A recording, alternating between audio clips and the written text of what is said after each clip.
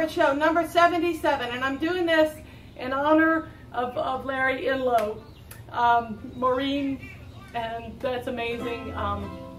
People and the foundation that has done so much. So this is in honor of Larry. Something's gonna happen and it could be good. Something's gonna happen and it could be good. Something's gonna happen and it could be good. Something's gonna happen like we knew it would. Oh, things will change and leaves will fall and it will rain, transformed before your eyes. No time for chasing. Why?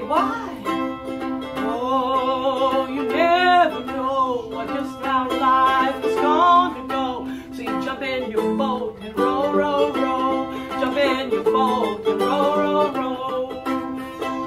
Something's gonna happen and it could be good. Something's gonna happen and it could be good. Something's gonna happen and it could be good. Something's gonna happen like we knew.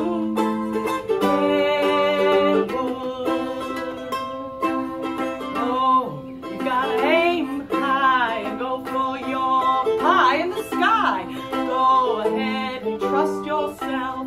Everything will right itself. Oh, life's a stream, so go ahead now, follow your dream. Jump in your boat and row, row, row. Jump in your boat and row, row, row. Something's gonna happen and it could be good. Something's gonna happen and it could be good. Something's gonna happen and it could be good. Something's gonna happen, Lord, we knew it would. Ooh, I knew it. Yeah, take a little time to remember your loved ones. Ah, I tell you, we've been doing some crying on the show. Last week with Barry, we were crying about Lita. It's sometimes it's really something when people die. Okay, we've got some things gonna happen today. First, we're gonna get John up here to sing some songs. Pretty excited about that. Welcome. How are you? Oh, I'm great. Happy to be on the Laura Shepherd Show today. Oh, now I hear your grandparents might be watching. Very possible. Okay, give them a wave. Hi, Grandpa. Hi, Grandma. I call her Gigi. Okay. Grandpa Jim and Gigi. Well, I will tell you, Jim and Gigi, this is a fine young man with good manners, arrived in a timely manner, so we're pleased to have you. Thank you so much for having me. Yeah. So, I know you as sort of a gigging musician in Gulfport. Yes, not as much as I'd like to since I started working full time, but the goal is this year to be gigging a little bit more. I also host open mic at the Tiki every other Wednesday. I won't be back there until the 31st of this month, but it's a great open mic. Lots of talent comes in there, and a lot of those people that come in there have a huge influence on me. Yes, it's a fun place to go play. And you know what I really admire about that open mic is that the bar offers you a drink when you play. Correct. And I think that is, well, that's one of the only places I'll play anymore because, you know, first of all, I'm providing the entertainment. Least you could do is give me a drink. And I think that's really honorable, and I really admire that about them. Because most open mics is basically you're paying to play, and that's not as much fun as getting a little something something. What's up, Ken? Marlene LaFleur says made it to your show. Woo! All right, Marlene. Yeah, great. We talked last night at the Patch. I think that must be who that is. Yay! Okay. Welcome, everybody. Share. Hit share, Marlene. Hit share. Now, when did you start playing music? It's kind of like most guys in high school. You want the girls to like you more, so you learn to play guitar. Did it work? A little bit, but the more I got into it, I realized it was more important about the music. So I learned to play guitar by ear when I was about 15, 16 or so. And I never really got too serious with it until I moved to Florida at age 20. And I started getting surrounded. Oh, yeah, of course. Well, once again. and I started surrounding myself with other songwriters, and of course, we were talking about my grandparents earlier. They had a huge influence on me, how important it is to write your own songs. Absolutely. And to learn it started with learn as many songs as you can that aren't yours, and then go from there, and that kind of helps, you know, evolve you as a musician and what kind of sound you're going to have. But moving to Florida really was the best decision I ever made, and it's helped me move forward in music tremendously. Where'd you move from? West by God, Virginia. Oh, wonderful. Yeah. Well, they got music in West by God, but why do you think moving to Florida helped? It was just a certain point in my life that I needed change. I kind of wasn't doing much with my life down there. I was in a kind of crappy small town life, and it helped me grow up a lot. And you know, West Virginia is a lot different than Florida, I would say. And I was exposed to a lot more diversity coming down here. And I don't know, I guess I started meeting more and more songwriters, and I've learned that the biggest impact and influence I've had on myself personally are by local musicians. I mean, sure, I love and I pay for, you know, lots of other famous artists' music, but truthfully, the people that I see live locally and that I'm friends with have had probably the biggest impact on me. No, I guess I guess we are impacted. What's up, Ken? Lydia Marie says, yay, good morning all. Oh, yay, Good morning. Lydia. I hope you're having a great time wherever you are. She's traveling around doing the nomad lifestyle. Will you play us a song? Yes, I will. I'm gonna add you this All one. right. You get both of them. I'm not very. That ought to work. And I'm That would gonna be. leave the stage and let you play a song. Vocal warm-up. So this is a song called Control of My Destiny. It's kind of like my way of rebelling against the system, the normal way of life. Whatever makes you happy, that's all that matters. So this song tells a story. It's called Control of My Destiny.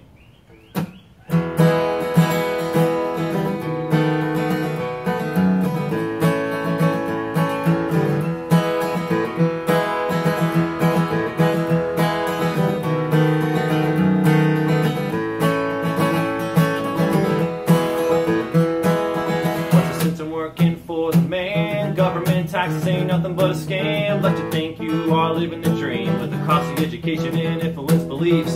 Start them young, about the age of 5. Supposed to know what to do with your life. Off to college about 18. 4 years later got a bachelor's degree.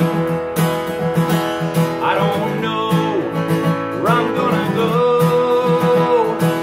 I've got a whole lot of life ahead of me, but I know I've got control of my own destiny.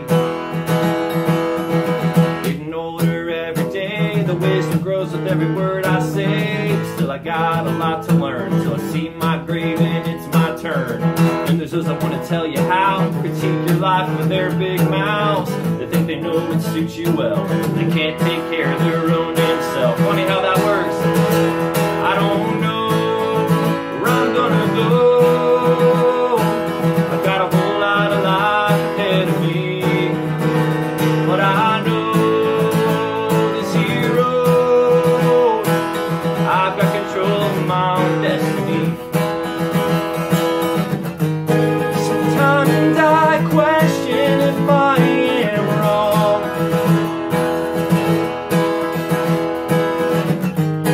but I am right where I belong.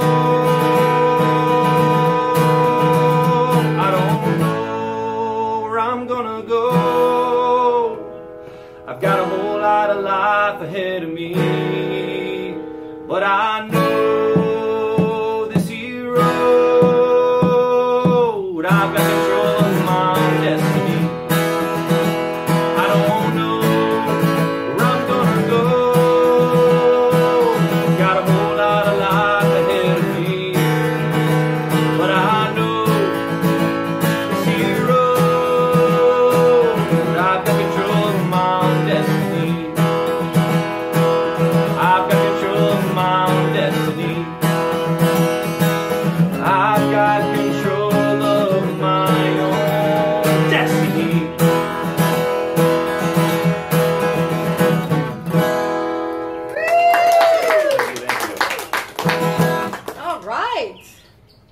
Now, did you actually go to college? I did, and it was worthwhile, and I did get a liberal arts degree. Okay, good. Did you pay for it yourself, or did Yeah, well, I went to a big university in West Virginia before I came down here, and that was pretty expensive for one semester that I didn't complete. And then I went to SPC for a few years and made lots of great music connections, took lots of music classes and stuff, and after I got that associate's degree, I just didn't know what the heck to do after that, and I put myself into some debt that I kind of regret. Yeah. And I realized that the best thing I really got out of it for me personally was just the people that I met, the friends that I made, some great professors that I had that I still talk to today, and some of those music classes certainly helped me improve. Yeah. So you still in debt? Yes. Yeah, that's the thing, people. I know. I was like, when I grew up, it was like, go to college, you'll get a better job, blah, blah, blah. And I was totally blessed. My parents saved money so that I could go. I went to in-state school, which wasn't that expensive, and I graduated from college with an art degree, but no debt. And I am forever thankful, because my life would have been very different if I'd had to immediately go to work to pay. And I guess that's part of why you have a real job. Yeah, working a day job, construction work. Yeah. But hey, it's good stuff to learn. Yeah, well, and it's fun. I like the thing about construction work is it's always something different all the time. Now, when you write songs, what's your process? Usually I think of a hook. Yeah. A hook is like a cool line. That's what we call it. Yeah, and with that particular song, I think maybe I was still in college, I think. And I just knew that it wasn't for me, at least not for the time being. Who knows, maybe I'll go back and I'll move on. I doubt it, but you never know. Yeah. But my process of writing songs, it's usually I come up with a hook and I go from there. I usually don't just sit down and write down a bunch of lyrics and then run with it. I don't know. I guess I haven't really paid a lot of attention. Normally just have that hook and go from there. All right. Do you have another song you want to sing for us? Let's get one more. Yeah. And we'll see if we can get you up towards the end of the show for some more after that. But give us one more. All righty. Tell us a little story about how you wrote the next week. Okay, there you go. This would be a perfect one. It would be easier for me to describe the story. This is a song called Banks of Paint Creek. It's about my grandpa taking my cousin and I fishing when we were kids, southern West Virginia, trout fishing streams, a lot of coal country, and just memories I'll never forget. So it's called the Banks of Paint Creek.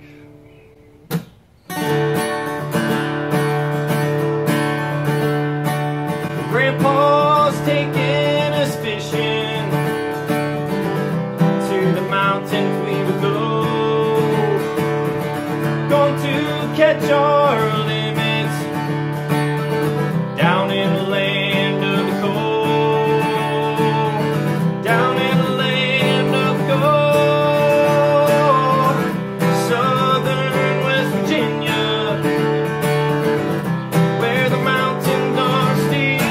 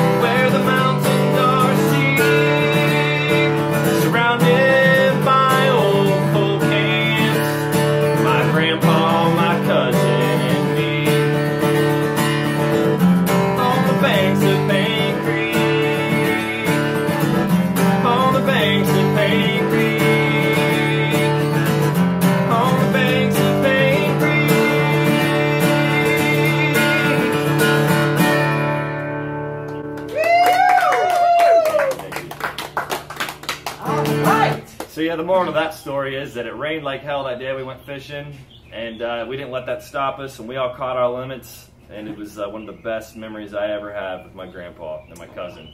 Well, I hope he's watching. Yeah, if he's not, I'll send it to him. Yeah, you'll send it to him. Okay, I'm going to take your microphone now. We're going to get you back up at the end, as we traditionally do, and take a little time now to speak to someone else. Yay, Tom! Yay! Oh, isn't that fun? Isn't that fun? Thank you all for being in the live audience. I really appreciate that. That's nice to have somebody out there. We know there's people online and people see it later, but it's good to have a live audience. Now, before I get Doris up here from Sacred Lands, I would like to talk about starfruit, Carambola. You know, they're ripe and they're growing on the trees now here. And my niece was here, and I had one that had, you know, it's a little bit damaged, and I cut off the damaged part. You cut the little spines off. I cut off the damaged part and gave it to her, and I said, you know, the ones that the birds have started to eat, they're the best ones. And she said, oh, I would have thrown that one away. And I said, well, no. The ones with the that the birds have started to eat are always the best ones. And so this is a carambola, and they call it a star fruit because when you cut it up, I'm going to hand this over that way. I'm going to hand this and the knife, and you all can have some. Hold that up in front of the camera for them so they can see. Okay. And you all can eat. Beautiful star fruit. Yay!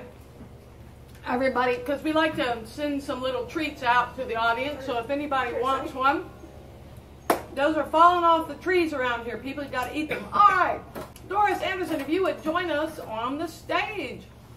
I'm really, what's the word, just honored that you would take the time to come and be here. Thank you for having me, Laura. So exciting. Such a treat to be here. Now, for those that don't know, what exactly is Sacred Lands? Yeah, because I bet there are people here who don't know, because we think of ourselves as kind of a well-kept secret kind of thing. Sacred Lands is a 501c3 nonprofit, as one thing that is. But most people, I think, who come there actually think of the land as Sacred Lands, right? They think that they call the land Sacred Lands, and it's technically the nonprofit.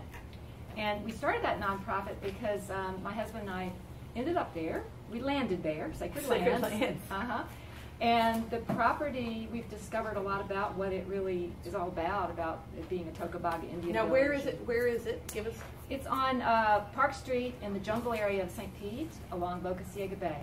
Okay. Yeah. And so there are sacred, I don't know, Indian sites there. Is that correct? It's an Indian mound site. Mound, and mound, I think of that as like a midden with like, is it shells? Is that what a mound is?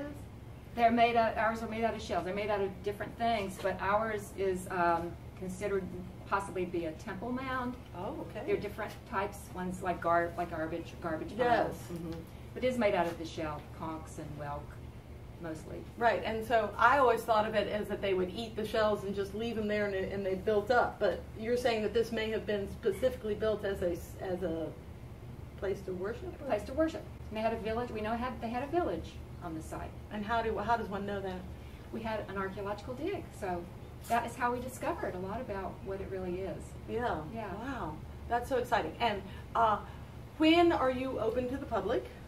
We're open for events. We have regular events. We have every other week. We have a peace meditation. Started right after 9/11. It's timely from yesterday being 9/11. Yeah, so for 20 years. 20 years. Every other Wednesday you've had a peace meditation? We had a peace meditation. That's some peace going out there in the world. Yeah. We built up some peace. Yeah, absolutely. And we have tours every... What time do you do it? We did that at 7 o'clock. If anybody wants to come, it's outside right now on the bay. We have a beautiful deck on the bay. We come and we meditate together and share, pass a talking stick, and share about what we get in our meditation. And it's all focused on trying to do our part for peace. Yeah. And the land itself is covered in gardens. It is. Yes, my in-laws bought this property back in the 40s, and they it was just a piece of jungle, and they put in every path and every plant in that area that's been probably replaced at one time or another, but it's a mixture of native plants as well as some that were brought in from other places. And there's peacocks there. You kindly brought, I'm going to grab these. You kindly brought these. Okay, yeah. This. Peacocks. Some people want to know about the peacocks, how they got to be there. There's peacocks there. Like, it's so funny. You go, and there's just peacocks wandering about. That's right. And you have these, do you sell these little feathers We to do. people? We Yeah, do. to We have a little gift shop there now. A little gift shop now? Yeah. How did the peacocks get there? The peacocks came in about 1960, I would say, and they came from a neighbor.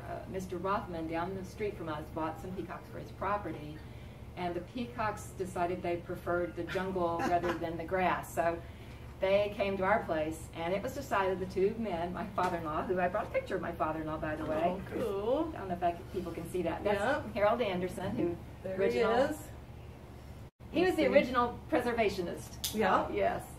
So now it's three generations of preservationists in our household. But the peacocks came. Get back to the peacock story. Yes. They decided to stay, and he named them. They named them Gertrude and Heathcliff. Does anybody know where that comes from? That's that novel with Wuthering Heights. That's it. Yeah, it might be it. Heathcliff. But Yes. Gertrude and Heathcliff were pigeons on the Red Skelton show. He would talk to pigeons. He called them Gertrude and Heathcliff. So Okay, well, yeah, Heathcliff was definitely Wuthering Heights. I don't know if there was a Gertrude in that. Somebody look this up. Okay, but and now the flock is about 45 peacocks. So. And do you have to do anything? You feed them. We feed them. We feed them twice a day. Feed them. Yes, we do. I take care of them. When they get sick, we have to. Do you have to take them to the vet or? We usually use one of the, like the bird sanctuary. Yeah, they help us quite a bit with any injured peacocks. Yeah. So yeah.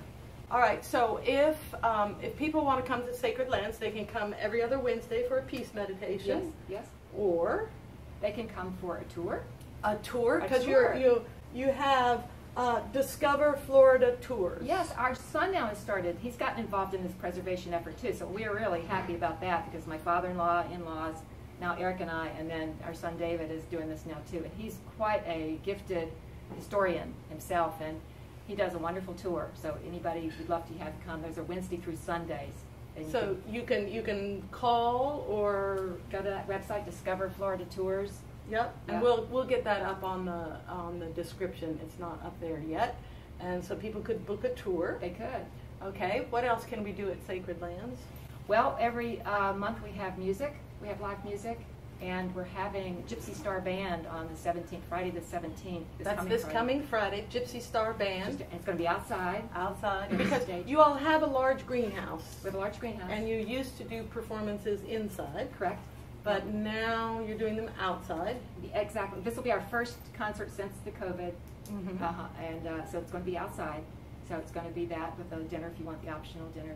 Oh, that's right. You have a dinner. Yeah. They do this lovely thing. What is it, 10? And how much for the show? Well, for this show it's 15 because the band is several people in this band. Several people in the band. Yeah. And so you would pay $15 to come in, but if you wanted dinner, you pay an extra $10, and you put out a buffet, a spread that is really worth the $10. It is, because you get a main course. It's usually vegetarian, a salad, a mixed fruit with wonderful fruit, and a brownie. So all that for all that for $10, and it makes for a really lovely evening. I have been to a few shows. In fact, I got performed there. I did. I got to do a little bit of an opening for someone there. You did. It was nice because the audience was actually listening. It was a listening audience at that. Yes. Now I don't know with this band whether are they going to be dancers? There might be a little dancing going on. There might be a little dancing going on. Yeah. Okay, but the people that are there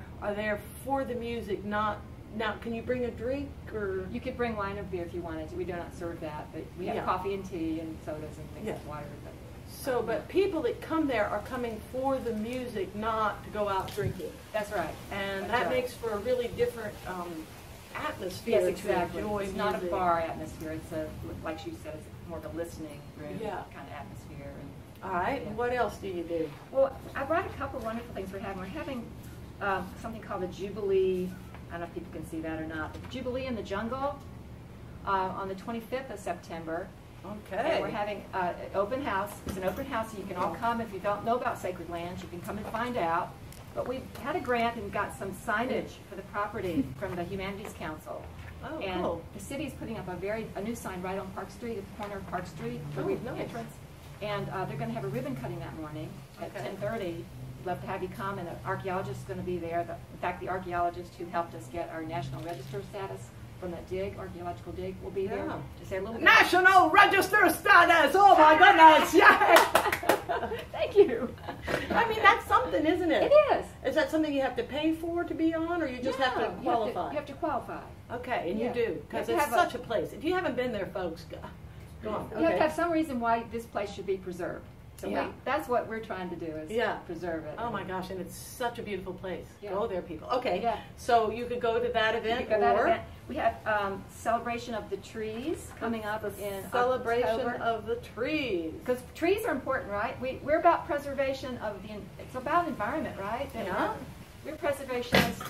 We're all preservationists because it's the earth, right, that we're trying to take care of. Mm-hmm. And so this is a wonderful lady from Sarasota who has a very strong connection with the trees, and she brings a device that she hooks up to the root and the leaves of the tree, and it sings. The tree. Oh yeah. I've seen those. They're so fun. Yeah. They are. They put So up. That is fun. So that's the Gypsy Star. So, and then we're having in November belly dancing with hip expressions, and they call it Tribal Burn. Yes. It's all about fire dancing, belly dancing with fire, and very dramatic at night, you know. Yeah. Yeah. And are you also doing kirtans? We do them when we can. Yeah. Right now we're kind of limiting that because when we sing, that's when we're most vulnerable to maybe getting sick. So Isn't that awful? we limited that a little bit. So. Did I hear that you were having some sort of a plant sale coming up or something? It's going to be at that Jubilee. At the Jubilee. Jubilee. We're going to have an art sale too. An art sale? Well, what I would like to do is take this opportunity to send you home with some plants for your plant sale. This is a little beautyberry bush. Oh, great. And I use my recycling to plant things to reuse it one time, you know. Yeah. And so I'd like to send you home with that. And here in my old coffee, this is a you eat them anyways. Is it moringa? Yeah, a moringa. Yeah, Yeah, it a looks like moringa. And then Wow. I was working for a friend recently, pulling up. She had too many plants, and we pulled out these two box ferns, I think they call them, wow. and they had great big roots on them. So I just stuck them in pots. Right. And so, thank you, Jenny Oppenheimer. So these are from Jenny and I Right. to you. Right. And so when you leave, you can take these things with you and do what you want. with Right, them. right, and I have something over there for you too. And it's very timely. If you Okay, get that I'll little grab jar, that. Yes. you know what this might be, huh? We have starfruit tree too. Ah, starfruit preserves. Oh, how fun! I made this for you. Did you? I want to give thank you some of my starfruit jam. Oh, it's like a mutual admiration society around here. Now, let me just ask you a little bit about yourself personally. What do you do other than all this amazing preservation work? Okay, well, I'm from North Carolina originally, and I'm a social worker by training. And I've a long time had a private practice, and I also worked at the VA hospital for 10 years doing work with veterans with PTSD. So that's a lot of helping people. Yeah. So now I'm sort of exploring more my own personal interests without, I do a little bit of counseling, but that's not my main thing now. Yeah, no, so when you went to school, did you go, I'm going to school because I want to help people, or did you just end up being this incredible, gracious hostess at this place and preserving land and helping people? Or did you know that's what you wanted to do? I think so. Social workers are kind of led to helping people. You know, that's kind of what we do, right? Social workers are all about helping people. So. Now, when you went to school, did you pay for your own schooling, or did you end up in debt when you left? Or Well, my parents could not afford college. I'm the only one in my family that did go to college. Mm-hmm. I had two older brothers, and I earned my way through by grants and scholarships and back then when I went to college, it was a little easier to do that. I know. I think my college was something like $2,500 a semester, which is cheap, right? which is not that much. I mean, you could pick up beer cans literally. Back then, you could get 5 cents a beer bottle, or a pop bottle, and you could actually. This is beautiful. Thank you. So you take time to actually make preserves, and I know you all have beehives on your property. We do. We have a little vegetable garden. We take care of it. It's a lot of work. I mean, a daily thing to take care of the garden, really. Yes. So, Yeah. with your free time now, what is the thing about yourself that you're going to focus on the most? Well, I'll tell you, for years, I've been wondering about this Narvaez story. Our site is the place of the alleged landing of the conquistadors who first came to Florida, and his name was Panfilo de Narvaez. And on that expedition was one man who was very special, who survived it. There were only 4 who survived that 300-man expedition. And he got back and he wrote about it. He was 7 years with the Indians in North America. 7 years he was struggling across North America until he finally got back to Mexico. And I wrote a quote. I wanted to tell you this quote because this is what I'm about right now. Those who cannot remember the past are condemned to repeat it. Is a quote. We've often heard that. Yes. Yeah. As somebody else who, we hear that a lot. Okay. Yeah. Yes. It was done. That was George Santayana quote. But I want us to learn from that what happened on that expedition, which was not good. The way 2 cultures came together, and I am thinking about a play of some type or a story of something to put that story out there where we learn about what do we learn from this clash of 2 cultures coming together that ended badly with one culture going extinct.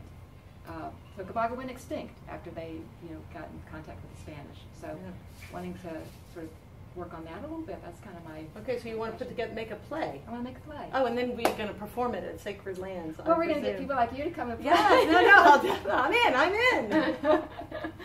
in. Maybe do it musical or something. Some kind of music in it, or.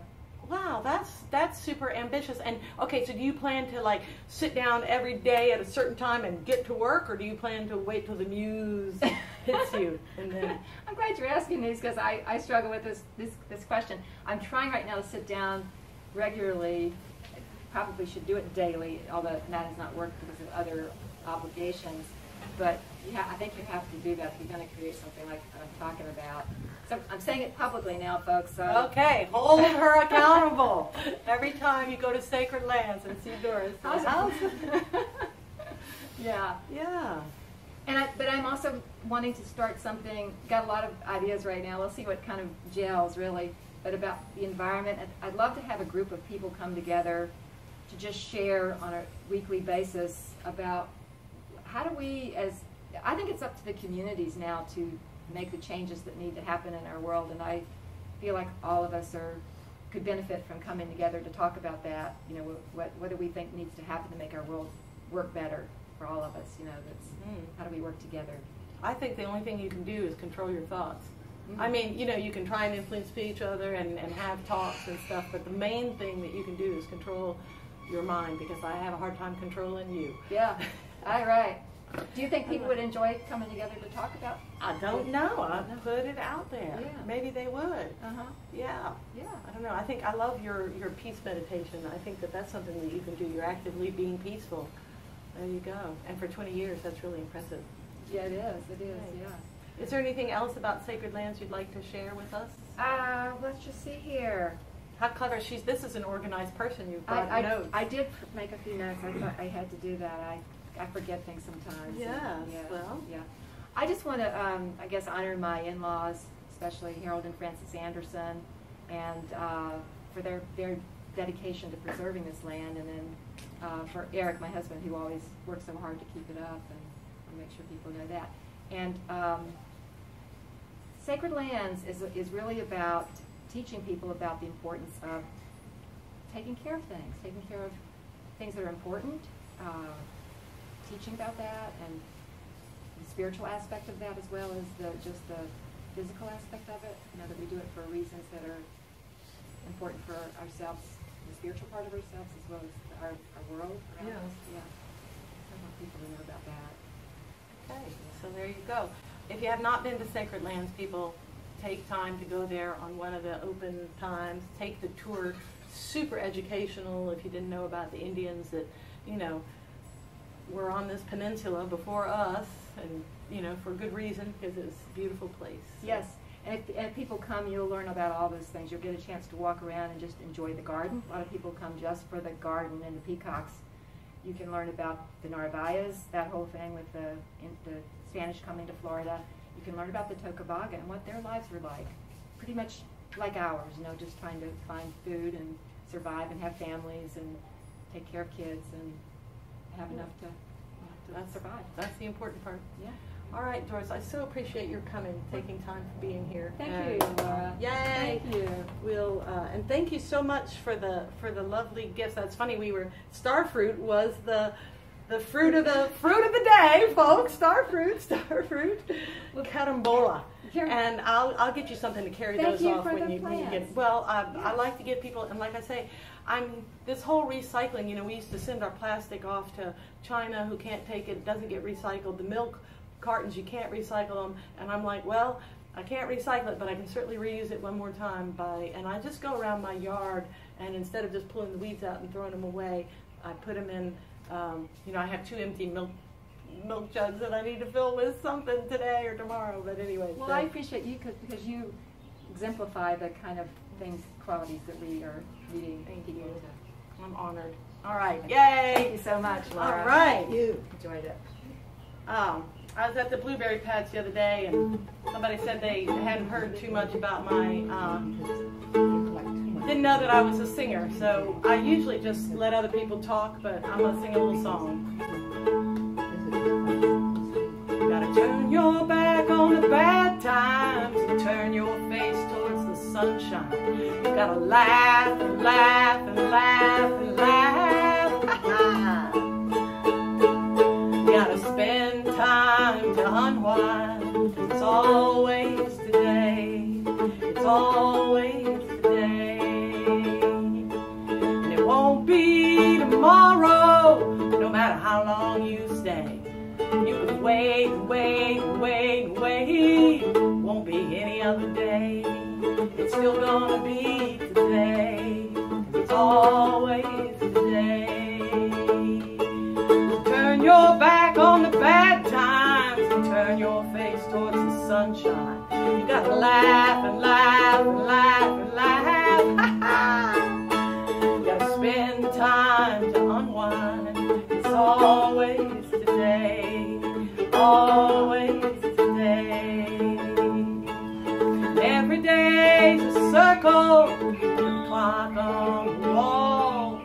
Round and round and round and round, won't go anywhere at all. It's going nowhere, that's all.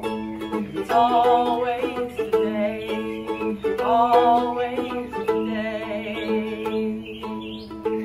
sure it's dark when night falls, but there's always a star.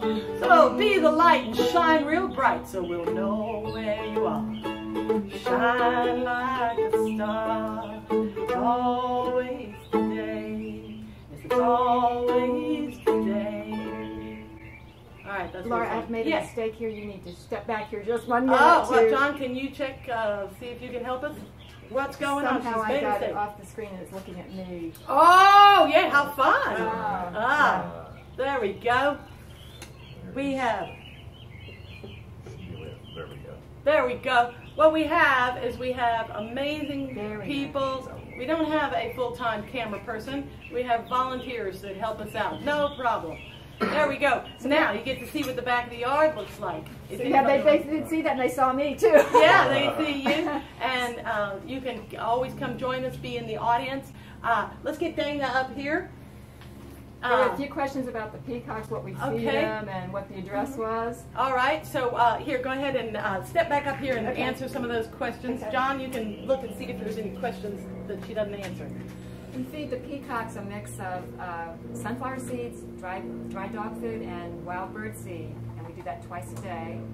And the address is for parking is 1700 Park Street North in St. Pete at Jungle Prada. That's where you get into the parking. Okay, all right. Thank you. Thank you. Dana, lovely to see you. Nice to see you. Welcome aboard. Welcome aboard. So nice to see you. Now, Dana, you've recently relocated here to Florida. Yeah. So I grew up in Central Florida. I grew up in a little piece of farmland north of Orlando, in a town called Duran. And I just absolutely loved it. I felt really connected to the ecology there, I think, as a child. And I've lived in a lot of places since then. I grew up, I was in high school and college in Greensboro, North Carolina. Then after college, I moved out to California for about 6 years.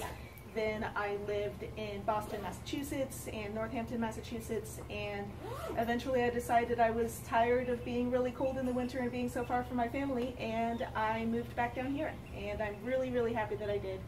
And yeah, I've lived a lot of places, so I think I actually was doing the numbers, and I believe I've lived in 5 different cities over the past 10 years. Well, And there not, you go. Yeah. And Now, so, yeah. what is your profession? I know that's not what you're talking about today, but let's get these things out of the way. Sure. So I work in technology. I'm a database and analytics engineer, and I am currently looking for a job. So if anybody knows someone who is interested in that type of thing, I'm also happy if anybody has, you know, like a worthy cause or a nonprofit to do a little bit of consulting or advice for you. So, you know, I'm available for that type of thing too.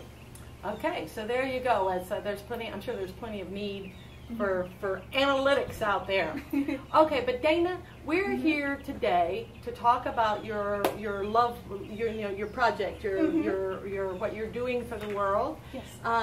Candor Cafe. Yes. Which is a lovely name. Thanks. Can you explain to us what that is? Sure. So it's a little organization I'd like to start right now. It's just purely a volunteer thing. I don't even really have nonprofit status yet, but it's about kind of giving people a space to have conversations and get information and see what they can potentially do to help, related to a need for better mental health support for people who have or have had gender dysphoria. And Gender dysphoria. yes, and I can talk about that a little bit. It's so funny. I love the way things sort of match up. We have two, people talking about psychology and psychologists, and everybody here has something to do with North Carolina. My mama was from there. Anyways, carry on. Gender dysphoria. Can you tell us what that is? Sure. So gender dysphoria is any what you would call clinical level discomfort where a person is uncomfortable with something related to their body, like sort of the sexed or gendered aspects of your body, or discomfort with, say, like if you were born female and then you are, feel sort of a discomfort with being identified with by other people as a woman or living in the world as a woman, or of course if you're born male, that the opposite as a man. And there are a lot of different ideas about how, like, what the origin of this can be, and also a lot of different ideas about kind of how a person can live their best life if this is something that has been challenging them. So, for instance, there's a lot of, I've heard stories from a lot of people, and it's also something that I feel I've experienced personally, that that sort of discomfort and those sort of feelings can come from, say, having a trauma history, or having something like a dissociative disorder, which is another thing that, like if you're in therapy and you're working with a therapist, that you can sort of try and sort out for yourself. And I think it's something where, in terms of, say, clinical research, we're still very bare bones, very, sort of primitive. We don't know a lot. And so one of the big things I'd like to talk about in my organization is the fact that generally when people are going to seek help for this, there's been sort of an increasing solidification of policies around basically that if this is something that's challenging for you or that you're working through, that you're sort of fast-tracked through one particular path, which is medical transition, which is hormones and surgery in order to Now, when you say you're fast-tracked through, like, who's fast-tracking you? Okay, often it can be through a therapist's office. For students, it can be through a school. And for people who go to what's called a gender clinic, which is kind of, just like a medical center where people might go to seek help for this sort of thing, then it's actually become not that uncommon that somebody, whether a child or an adult, could come to a place like a gender clinic, and within the very first, session, with maybe having seen a therapist for 10 minutes or so, that you could be, say, prescribed cross-sex hormones. You mean after seeing a therapist for just 1 minute, they're going to start giving you hormones? Sometimes it does happen, yeah. I've talked to a good number of people that this has happened to. This is something that I sort of experienced and was part of my life history when I was younger, but this was in the mid-2000s when there was kind of less of an industry around this. And so you think there's an industry around it now? Oh, yeah. Okay.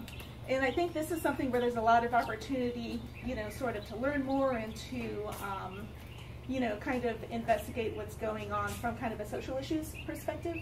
That I was reading, so there was a website that I was on yesterday, I think it was called Global Market Insights, where, I don't remember exactly who runs that website, but it's, the sort of site like, say, an investor would go to, and you would go to learn about, like, global medical markets. And that it's predicted that gender transition medically as an industry will reach $1.5 billion per year by the year 2026. And there are a good number of medical investors who are putting quite a lot of money into developing this as a market. And so one of the things I'd kind of like to explore and get more information on and then share that information is, like, is it possible that some of that investment is leading to some of the trends that we're seeing, for instance, the lack of other options being presented, like, say, psychological help, and sort of this way that people are tending to be moved towards surgery very quickly. So if I am gender curious or transgender, and I go to a clinic, they're going to just immediately. I mean, I thought that you had to go through quite a bit of counseling before anybody would let you change sex. Oh, it varies hugely depending on where you are, and it's also very different now than it was, say, 10 years ago. Oh.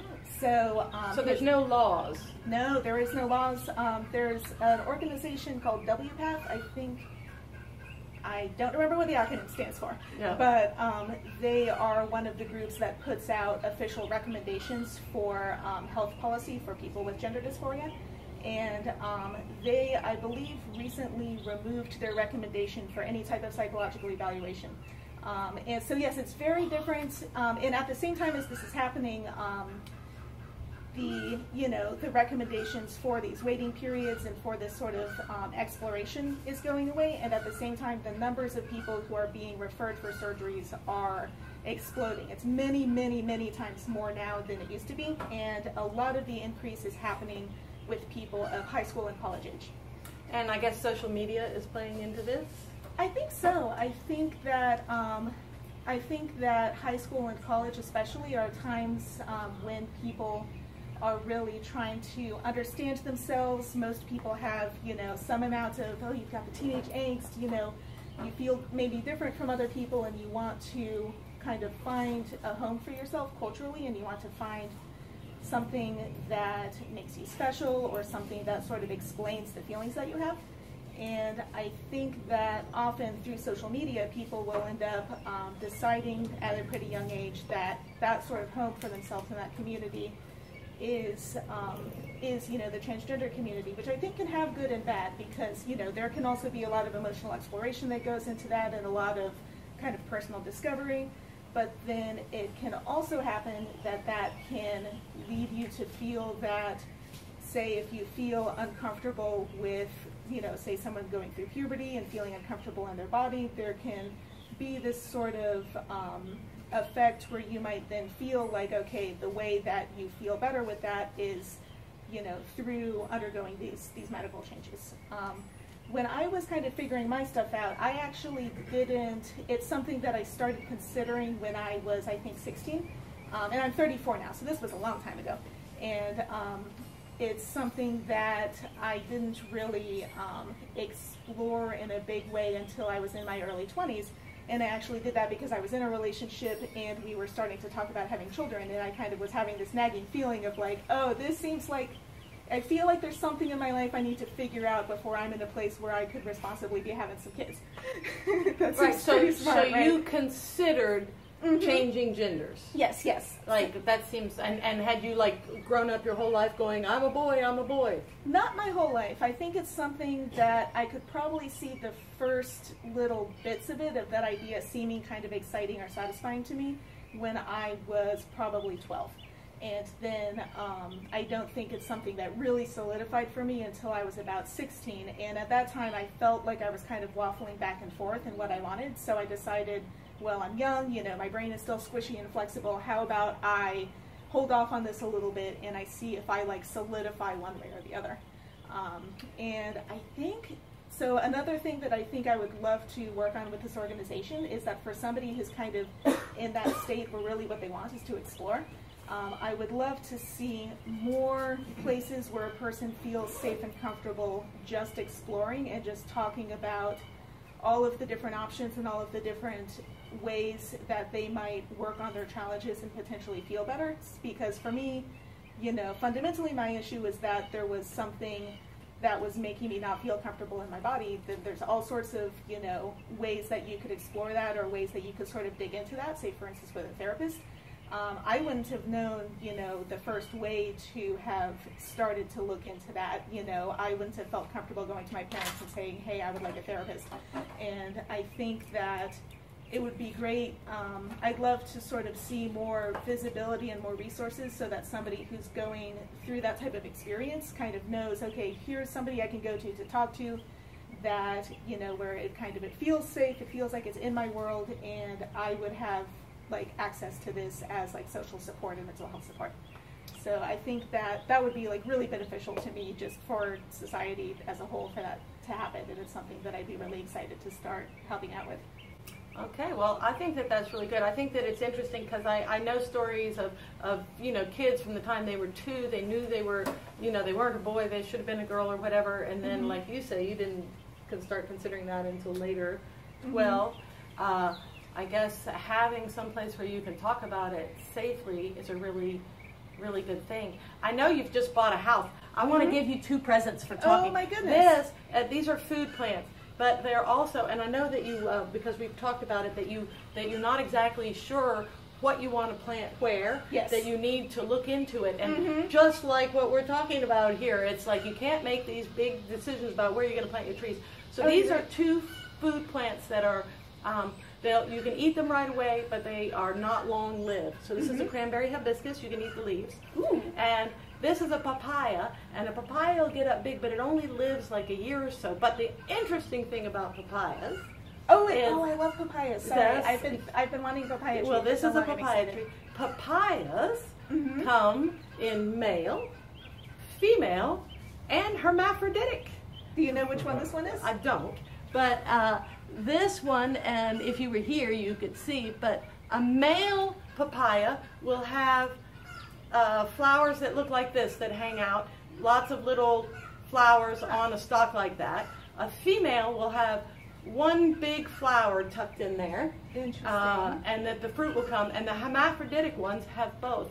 And I thought that this plant was really useful to give to you for 2 reasons. One, because you don't know exactly what you want to do with your yard, and you can plant this and let it grow, and even if you wanted to plant a tree next to it that would be more permanent, it would go. And just because, you know, these plants have they're different.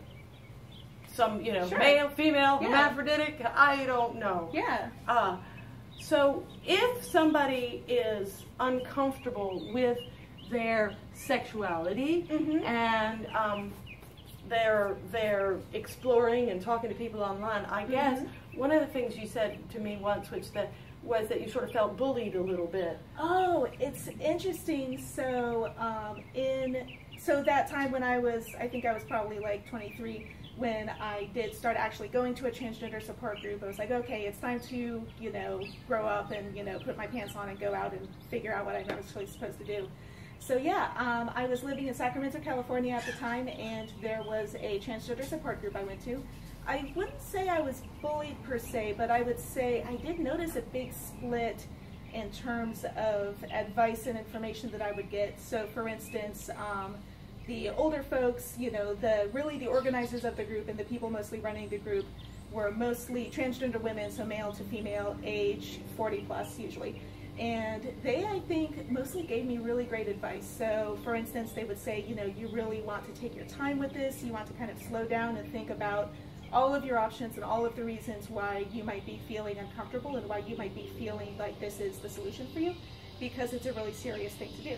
And I think that that was really smart, and I really am grateful and appreciative that they were there for me.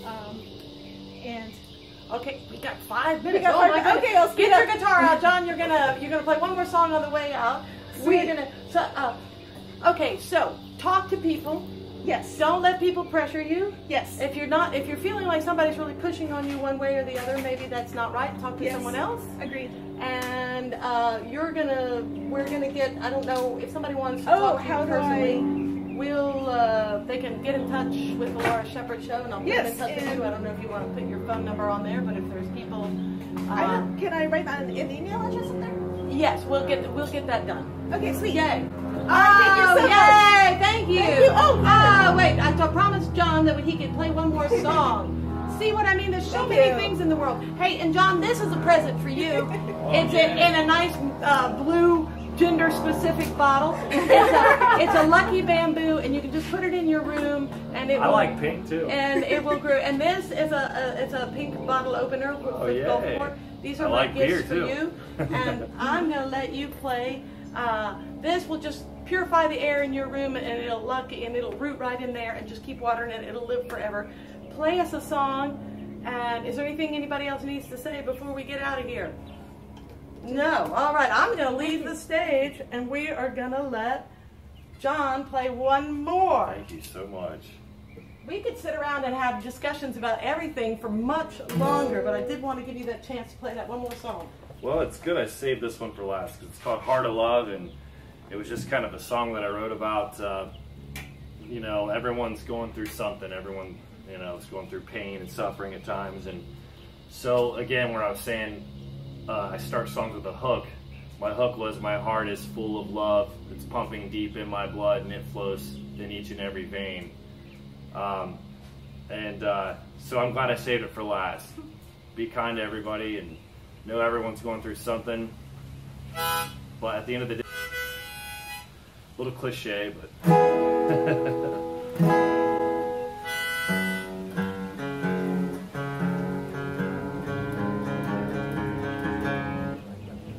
right. Heart of Love.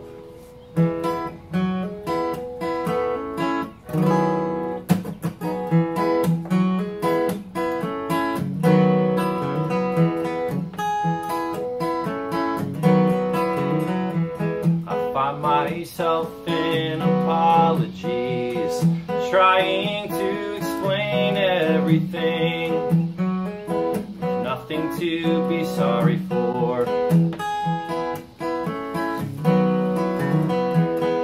Sure, I have my share of mistakes, but today is a brand new day, and love's what I'm living for.